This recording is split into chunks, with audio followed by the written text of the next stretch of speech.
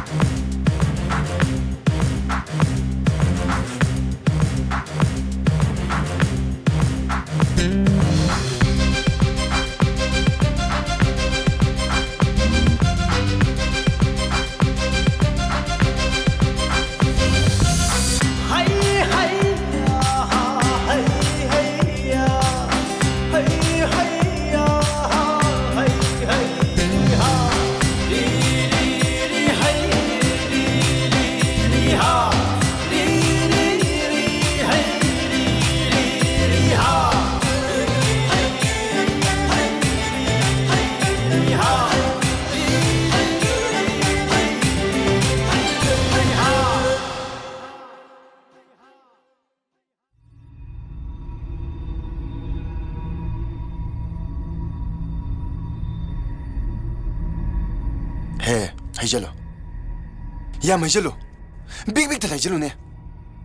Hayo the high. I want after the courage for the wa. Masuzina Amade Tamu Shakapian Gava. No getting over. Che, Gokshe. Gokshe Pala lawyer. Hajalo. Cook the Fana warning at Tamoy the Mashalang with the soil. No few way out of no foul in Hector. Hey, that here.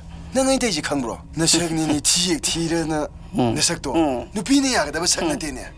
Nang I take you come, Godro. Nando Giro. Ha! Nando Giro. Ain't they? Dogiantain. No beat in the bargain.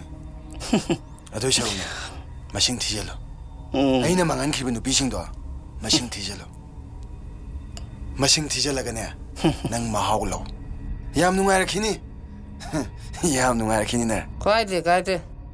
Akhoi gi thok wa sa thok wa loi thok wa. Mangan ba loi thok wa. Masi akhoi thong ni. Ado masu jim ta ma de thamoi se kara fian ga ta ba. Thamoi se khoi thum no ya de ne. Nangi na mang da lepa ngam dra ga so nangi tung da di ai lepi. Nangi da ma ai le ri. Nang tong ni mra taw adubu si anga mu jang ora ma di ko. Thamoi se pian ga dam. Ado su kai de. Nang na ning ne. Ado angang bu do kaw ya de ko. Hoida. Noi gi de mak dai le da. Ado is mak san ni ne. Ngana khwen sak sok se su.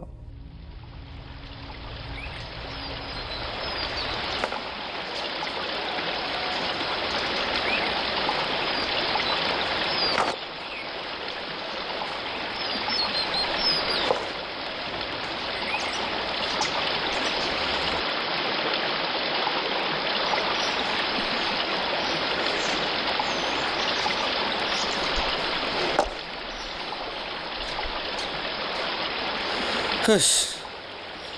Tarashimba. Sumashum todi. Mi ojo manjada. Koi position wayan tarashimba.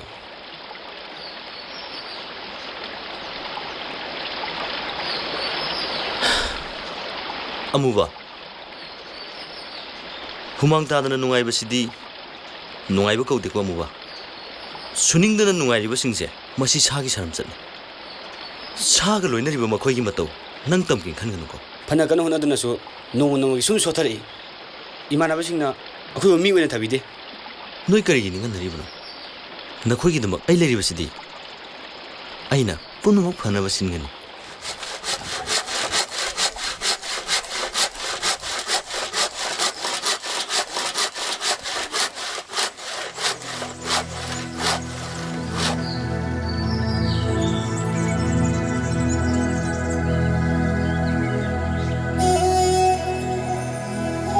Makha thang bagi ne. Nane goida noi gi sinaba ya ba ipana loi ni sinarabani. Nakhoi ngok sinaba ya de ko. Hoi babu. Noi ne larikan pagadawni ko. Larikan hona gadawni. Lari papa ko ya de ko.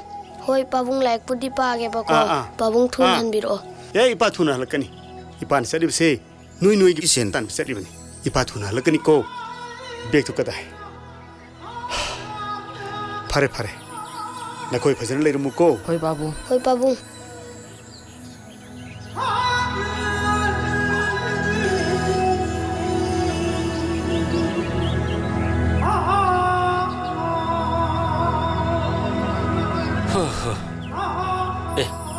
Kadare tarashimba. Magi ma mosle duba. Maktuna ta leiraba. Nayambagi maini. Ngarang nang khumaka ngasi khumaka imamande ko. Ngasi khumokidi taramdai no hogumane. Angang nang yeng mem herene. Habi tarashimba. Kadu yaroge. Ngasi se. Yum yam ningsing le. Akhoi pan basu matam khara miram da leiruga dabanina. Matam khara si yum da leiraga apang thabak susirana khalliba.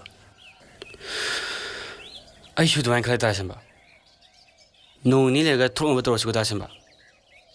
Ado tarashimba gi se apa madan miram da chandaga amadu ni apga ma pasana denate ko. Masu ngarang mangdurame. Tabungdu dab kre na mlanda ko laiba. Manglanda lakpasisu yam nungsi.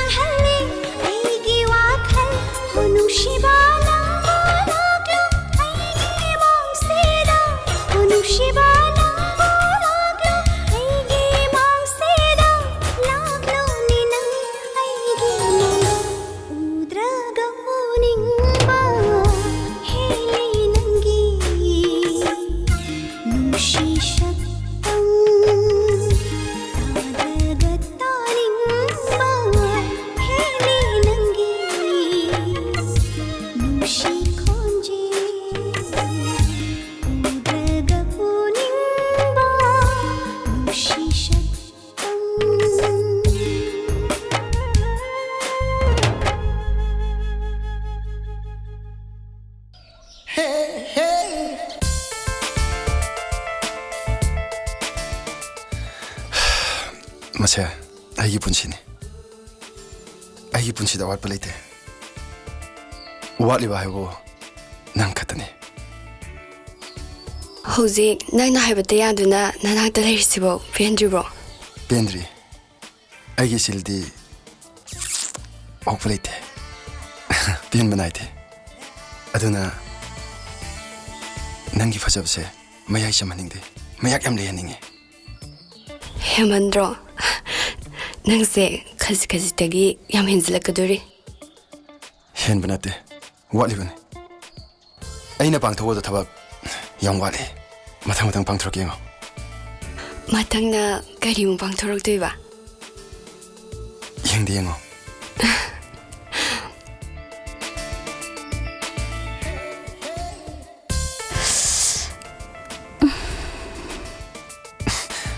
Nabra. Ayo. Nang di nabra yung ane.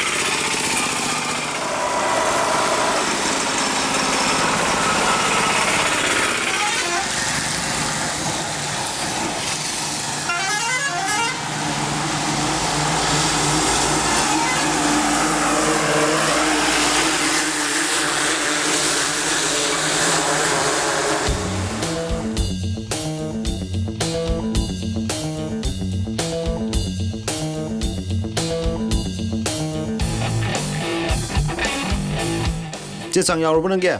Jesang say laser. Masamana ne ngak singa ngada na. Nang mulu paron piro. Homone. Homone. Kay nung mo ito sibo. Nang bu sen yauro nang bo. Yaw dresser.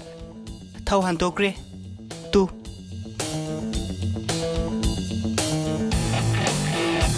Sidi yaw sidi. Kador ge. Le, sir le sir. Jesang churo bo. Surya sir. Churo bro. Surya sir. Yare chalo chalo.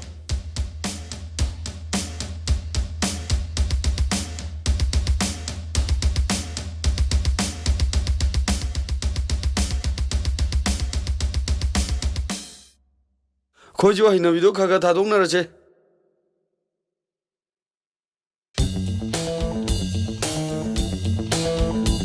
Mina khoju mi oina uhala je.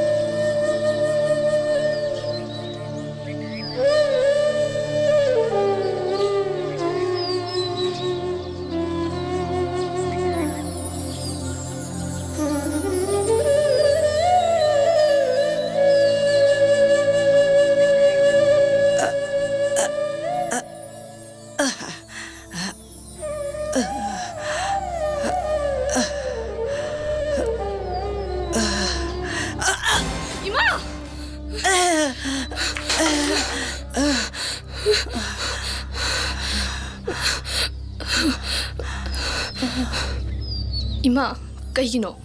Aina thabak torong kana haga torom sibo. Ima misina nangin na tao se yeng bangam trene. Ima sima. Nangin arai pakse yam na tikre.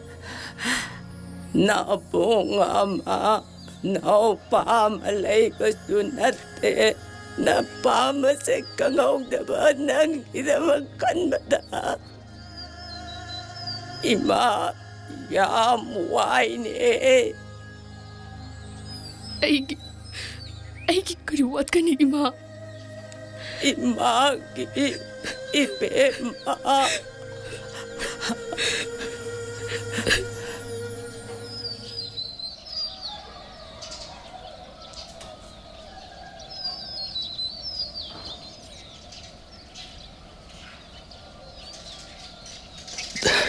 Toisyo, hey, nangonda ina thabak to haibra ba? Kaidoragi yan machak soiba bo. Kaidorage kaina. Angang na ne, ahan sarkano. Angang dine, angang wena dum leyo. Kaidoragi tacho. Tacho ang pung angangi. Hey, laik po. Tijilo. Tamsin ba haibase? Kaubi ade. As nate. Ado ay doctorate degree para si di. Nangi doctorate degree duna. Pumnamak loire siro. Yengo, nangi doctorate haiba mingdo. Madu nati. Nayamana pamle base. Nangi doctorate kine. Na kokdo sijenar ne. Jojai na khrabai Eliza singse. Khomjin bado. Madu ne na pamle ba. Madu gi damakta ne. Aina nang buwana. Mapanda mahi tamba thari base. Yai, chalo. Laifo su. Talli he singba. Chango.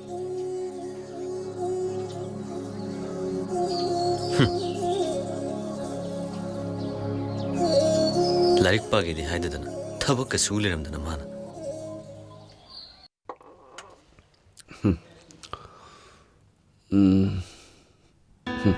Tacho. Wareda. Wano. Kok si chong taparo. Pairo oh. Ado tacho. Ay kay nung hangine. Saurak kadra. Kaya wei sao doino. Sao rồi. Amuk chaira di. Chairo emi. Ado bura. Kaidorage hangune. Tacho. Nungsina base. Kamay toge. Ye. Engonda bo si hangine. Chet. Thara di masi. Nang lai sabiam phaninga bo. Sibu tacho da hangde na kanada hango haino. Idea am sauningai sini. Nangonda nungsina jena hariba nipa do kanano ba. Nangbu nungsina ba yam pama braba. Migidi inamana si lebi. Sine inama oidoini. Akoy tamoga nungsinarine na pangontu uli. Migi mabungi manama mayam singi wari targa ay pungning yam nungsi khangbra. Ay gidi inama su leite, ichi su leite, inahu su leite. Sida ay ga kanaga nungsina doino tacho.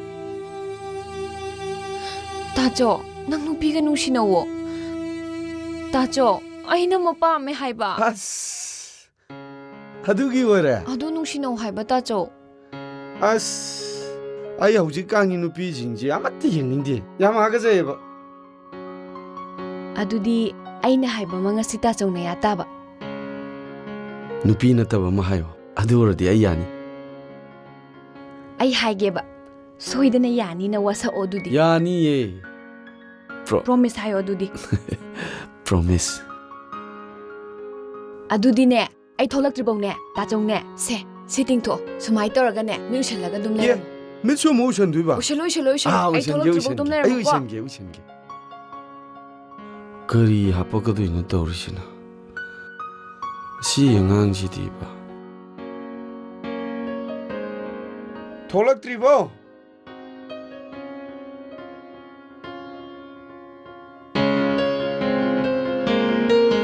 Yare tachong mitpango. He, kano si dia? Panik si kita waino. Tacho, panik si sitpio. Si an ba ni tacho?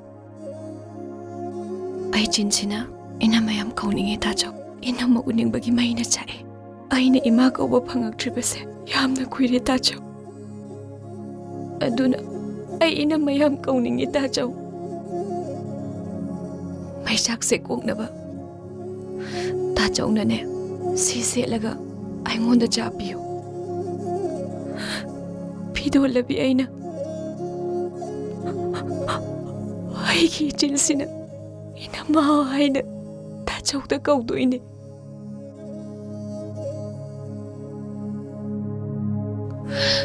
Tacho, Si setlo. Ta chau na si setlagane. Aingonda chapiyo. Ai ta chau de inama kaudoini husi. Setke. Ai setke ko.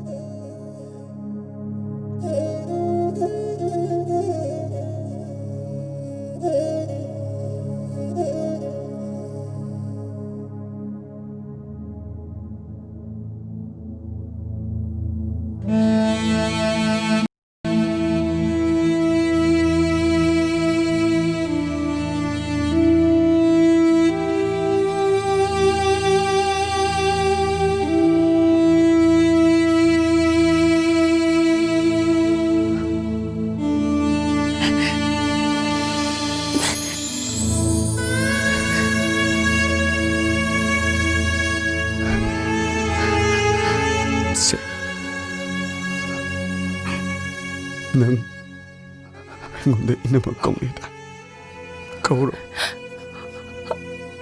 nangi nachin penaba aingonda inama kauro se kauro Nama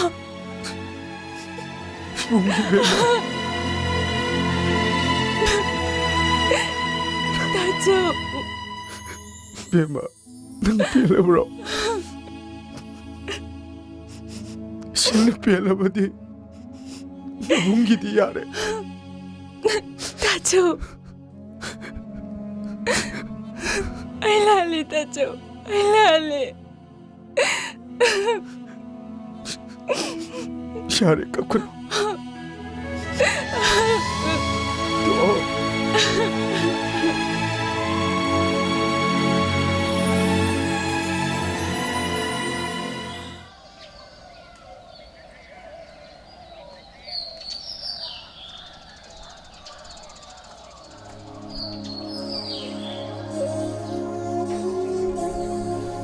Ima, fazarviyo. Ima si handakti yam fazareko.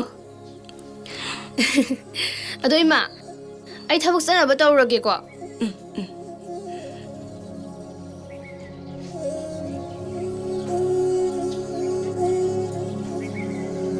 Ima, ay salke ko.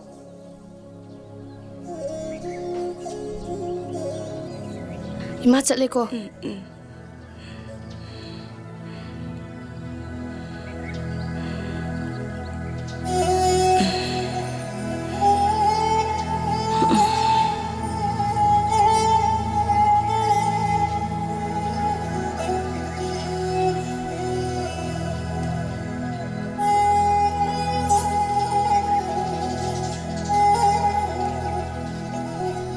Apanba, nang ne pangan thona hanbe yade. Nangi damakta ne nayamba leiri. Tacho, ai ya wabade ne. Nang na taso haina korko mikupto. Madada puna mangkrabane. Hai be inba nangbu. Ai gi inawe na phangjaba se. Nayamba gi laibak yamna phabane. Yengo, yamba wai ge taw. Habiyo Tacho. Sojaina na takraba. Ipa sai sinau singi khongul libada. Sokthaba yade ko. Sojaina khrabai raisa singdu ya pun masak tama masagat laga. Lai kidraba. Ima ipa ani gi laman sing masak kadabane. Tacho di min ubalai ne. Ima ipa ani gi sayone. Tacho gi yathang di Nanao na kak hiktok charoy.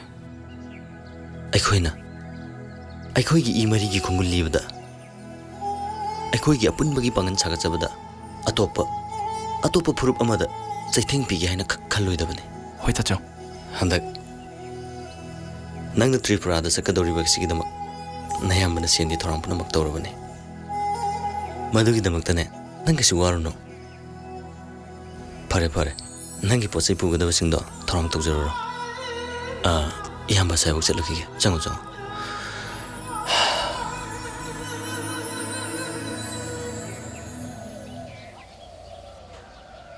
Ibema.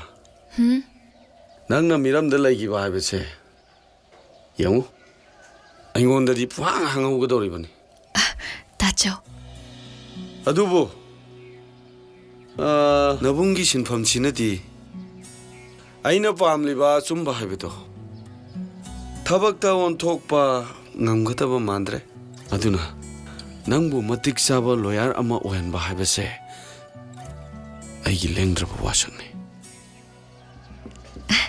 aina tachogi ningba soidana thongangani aigi damakta tachongna pomna makhangba ngamaga aina kaidobagi tachogi ningbadi thonganba ngamoidoiba adunidana ado miram deleraga ngausanabadi yadiko ai tachogi athangka kaujaro ye tacho nangi wakhaldane nangi tachongna hinglibase fare fare nangna yeng chatkadabanina kari kari awara pado yeng jalurodana hoi tacho chango chango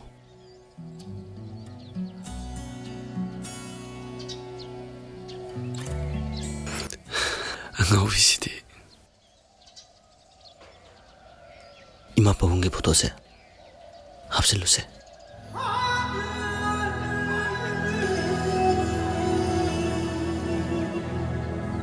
magi sibu Keke wat lili loi sure pare pare se hapsin lu se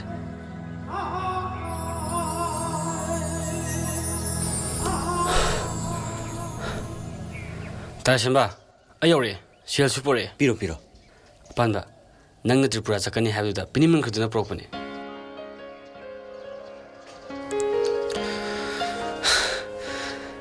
nangna Tripura chakani habse ayam nuai nangi awar pa Keke no yeng lor salo